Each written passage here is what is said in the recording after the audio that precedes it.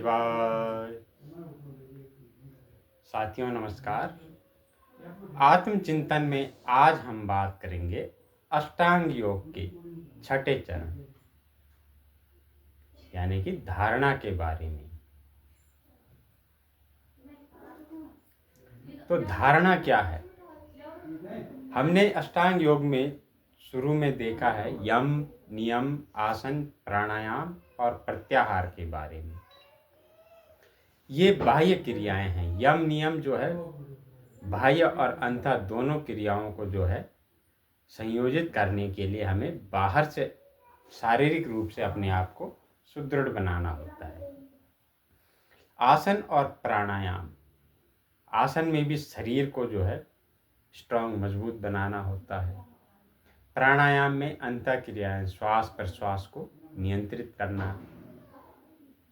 प्रत्याहार में अपनी जो दैनिक दिनचर्या है, खान पान इत्यादि, इन चीज़ों पे नियंत्रण।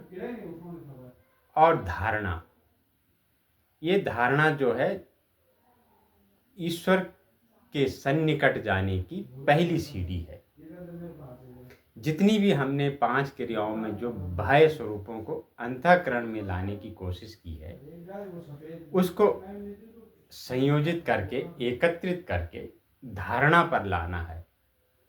धारणा का अर्थ होता है एकाग्रता, चिंतन, मनन, मन को नियंत्रित करने का एक साधन, एक पहली सीढ़ी। शब्द, रस, रूप, गंध, स्पर्श, इन 5 तन मात्राओं को अंतःकरण में महसूस करना, यही धारणा है।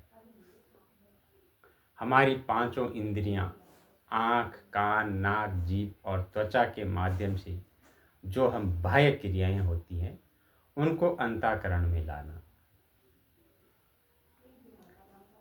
और इंद्रियों को निग्रहण करना, अर्थात उनको अंदर से, अपने अंतःकरण से अपनी आत्मा की ओर ले जाना, संग्रहित करना। एकाग्रता का वही उद्देश्य है।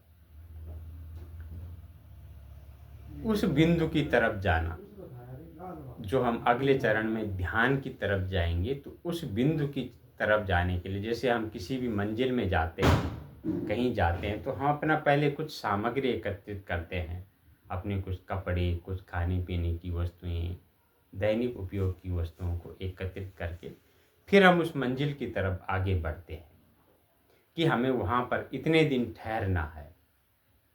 तो जहाँ पर हमने ठहराव करना है, वहाँ पर जाने की ये पूर्व तैयारी है। तो जो हमने पहले तो शारीरिक तैयारियां की है, फिर शरीर को स्ट्रांग बनाया है, मन को स्ट्रांग बनाया है, श्वास प्रश्वास के माध्यम से, अंतःकरण के माध्यम से, शारीरिक क्रियाओं के माध्यम से, यम नियम, आसन, प्राणायाम, प्रत्याहार, उस धारणा पर जाना है। तो हम जो सबसे महत्वपूर्ण होता है, जो सबसे ज़रूरत की चीज़ें होती हैं, हम वही उस मंजिल तक ले जाते हैं। बाकी का सारा कूड़ा कचरा हम एक तरफ फेंक देते हैं। तो वही हमारा धारणा का प्रमुख केंद्र है। और जब हम धारणा की उस मूल बिंदु तक, उन महत्वपूर्ण बिंदुओं को एक एक करके वहाँ पर ले जाएंगे, उनको एकत्रित करेंगे, यानी कि एकाग्र होंगे, तो हमारी धारणा हमारे ध्यान की तरफ प्रविष्ट होगी। तो धारणा में मन की शुद्धि, विचारों की शुद्धि, हमारी इंद्रियों की शुद्धि, शरीर की शुद्धि, भावनाओं की शुद्धि, ये सब महत्वपूर्ण होती है। इसके अलावा वाणी की शुद्धि भी परम आवश्यक है, क्योंकि मन और वाणी तथा कर्म, ये तीनों हमारे साथ जो है हमेशा चलते हैं। मन भी सदैव साथ रहता है, वाणी भी सदैव साथ रहती, और कर्म भी। इनका उचित मूल्यांकन करना ही धारणा है। जो धारणा के केंद्र पर जब हम जाते हैं तो वहीं पर हम इनका मूल्यांकन करते हैं और फिर धारणा से जो हम 10 बिंदु ले गए हैं तो उनमें से कोई 2 बिंदु हमें फिर छांटने पड़ते हैं, तब हम ध्यान की तरफ जाते हैं। और उन 2 बिंदुओं में से एक बिंदु को हमें ध्यान से समाधि की तरफ ले जाना होता है और दूसरे को हमें ध्यान से इस प्रत्यक्ष लोक में रखना होता है। क्योंकि हम ये जितनी भी क्रियाएं करते हैं एक शरीर के माध्यम से करते हैं। ये शरीर हमारा माध्यम है। आत्मा तो अजर अमर है, अविनाशी है। शरीर नाश्वर है, लेकिन शरीर परमात्मा का दिया हुआ एक ऐसा अभिन्न अंग है कि इसके माध्यम से हम वैकुंठ भी जा सकते हैं, कैलाश भी जा सकते हैं, स्वर्ग भी जा सकते हैं, पाताल भी जा सकते हैं और नरक भी जा सकते हैं।